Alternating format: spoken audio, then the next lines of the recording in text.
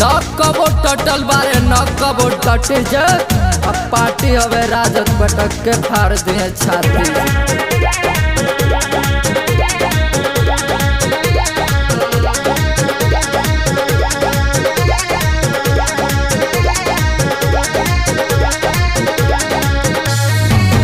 लालू जी के ताता बोले नीतीश के साता डोले। लालू जी के ताता बोले नीतीश के साता डोले। तेजस्वी के वादा होले विरोधियन के पाता डोले। गरीब के लूट ले बारू तो जड़ से तोहरा उखाड़ फेंकी जनता घर से। गरीब के लूट ले बारू तो जड़ से तोहरा उखाड़ फेंकी जनता घर से। तोहरा के पता नहीं हबे यार जय दिलहर के।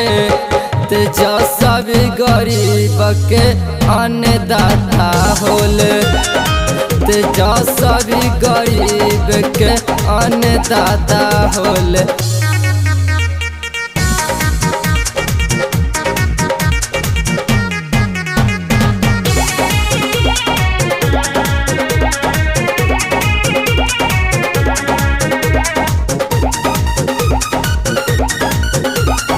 गरीब के लूट ले बारू तो जड़ से तोहरा उखाड़ दी है जनता घर से।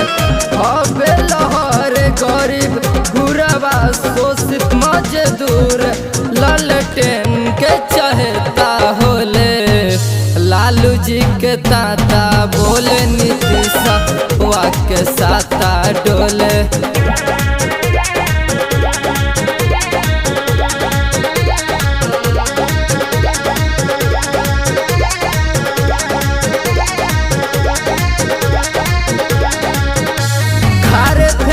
जनता तोहरा के पटना शहर से कहाँ तू तो जइबे जनता के डर से।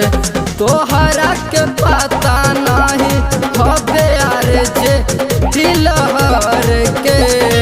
तेजस्वी गरीब के अन्नदाता होले। लालू जी के ताता बोले नीतीश के साता डोले।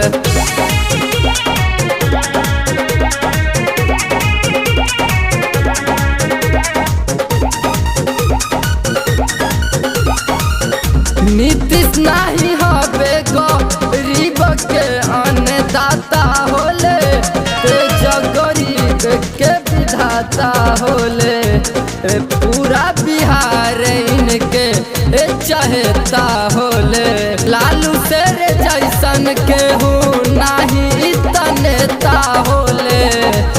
विरोधियन के पाता डोले।